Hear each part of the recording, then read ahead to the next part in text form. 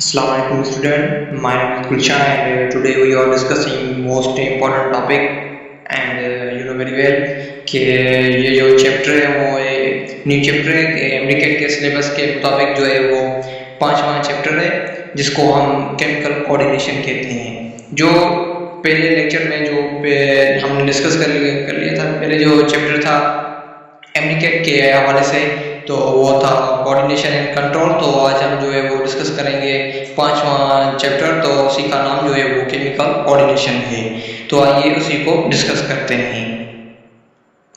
Chemical coordination क्या होता है कि in this kind of coordination means attachment and group of cells and tissue organ with release the chemical substance in the form of hormone, जिसको हम hormone कहते हैं।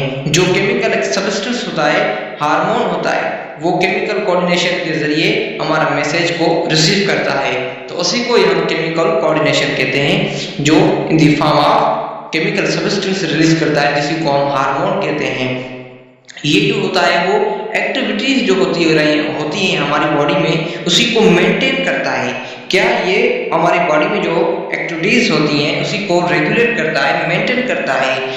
Okay, उसके बाद if body of vertebrates different type of chemical signals and so you know very well के in this better and the phenomena and hormone the identified as shall discuss in the on the hormone। तो आज हमने chemical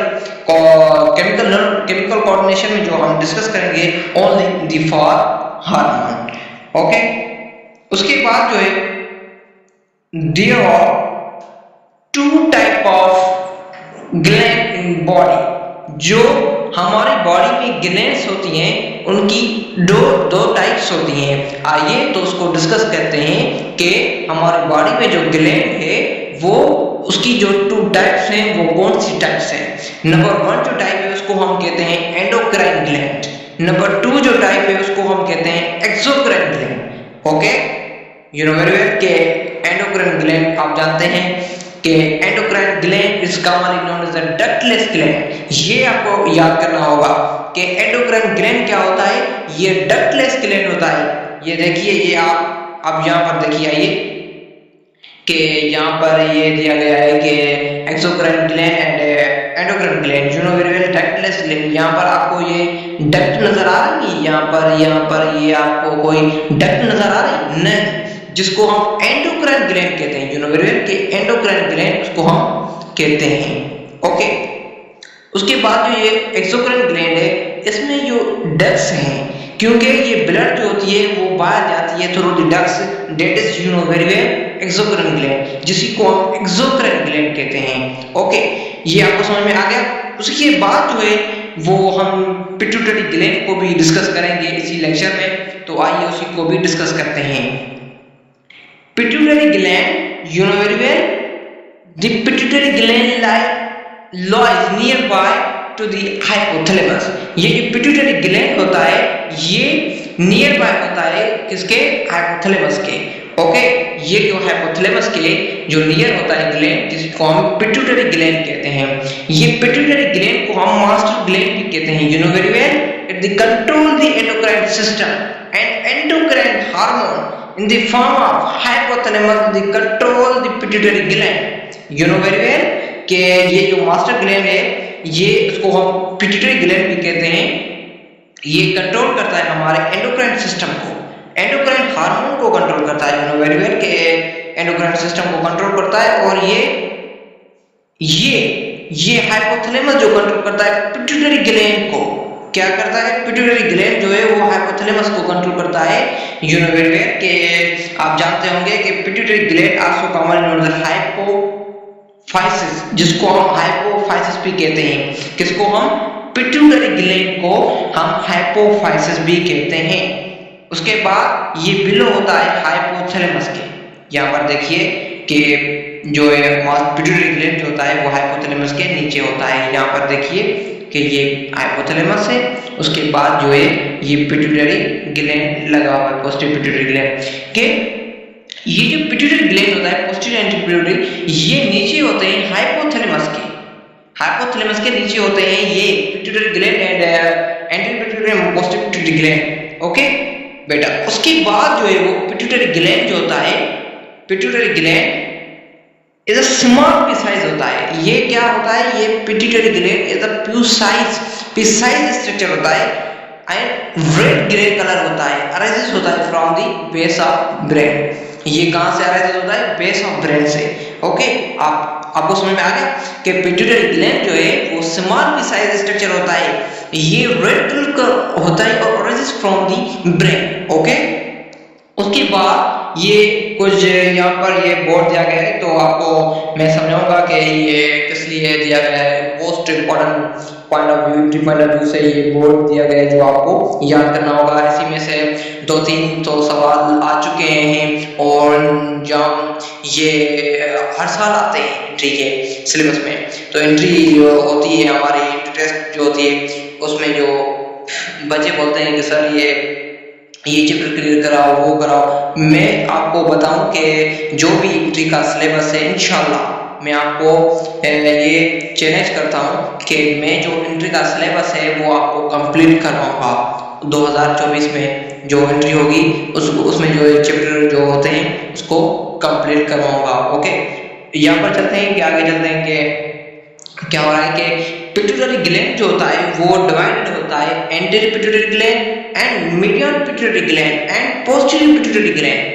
okay, ये क्या होता है कि pituitary gland जो होता है वो डिवाइडेड होता है एंटीरियर पिट्यूटरी लोब से एंड मीडियन पिट्यूटरी लोब से एंड पोस्टीरियर पिट्यूटरी लोब से। ओके, उसके बाद ये एंटीरियर पिट्यूटरी लोब जो होता है ये आगे फर्दर डिवाइड होता है TSH में, TSH thyroid stimulating hormone, FCTH adrenocortex thyroid hormone and FSH follicle stimulating hormone and LH luteinizing hormone and growth hormone in the form of introirbot and the prolactin hormone in the form of the milk producer hormone, that is you know very well prolactin hormone। Okay, यहां तक आपको समझ में बात आ गई। Okay, ये जो hormones होते हैं इसके अपने अपने टारगेट सेल होते हैं, यहाँ पर ये एक्ट होते हैं। ये थायराइड स्टिमुलेटिंग हार्मोन जो होता है ये अपने जो इसके जो होते हैं, इसके जो टारगेट सेल्स हैं यहाँ पर ये एक्ट होता है। ओके, ये देखिए कि थायराइड स्टिमुलेटिंग हार्मोन जो होता है उसका टारगेट सेल जो होता है वो थायराइड होता है।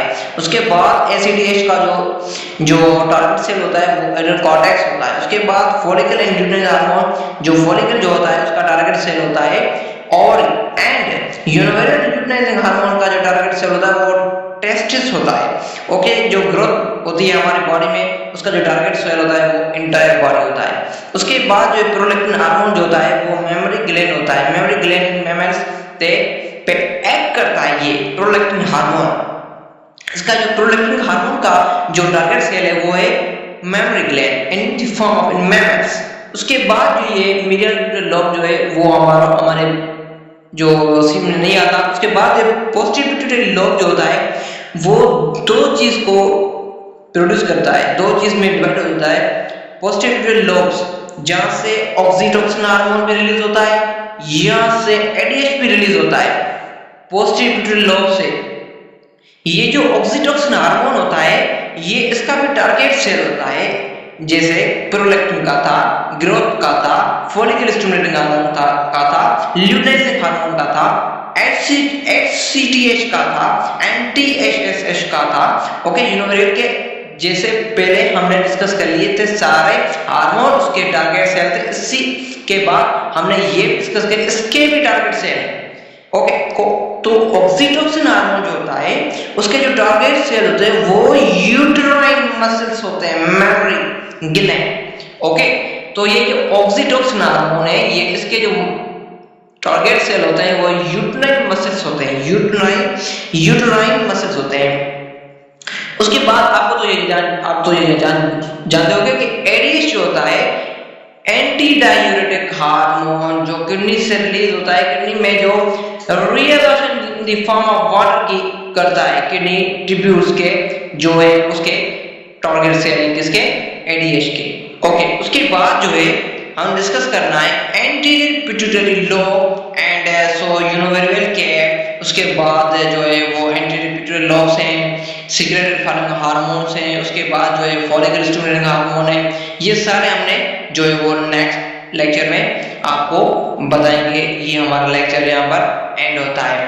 तो यहाँ पर मुझे दीजिए इजाजत एंड वन रिक्वेस्ट है आपको, तो ये जो हमारे वीडियो चल रहे हैं, हमारे लेक्चर हो रहे हैं, उसको आपने सब्सक्राइब करो किसके, इसलिए जो आपको न्यू वीडियो आप मिलती जा रहे हैं, ओके मिलती रहे, तो इसलिए इस वीडियो को जरूर सब्सक्राइब करना और इसको मत छोड़ना। Okay, thank you, Allah Hafiz.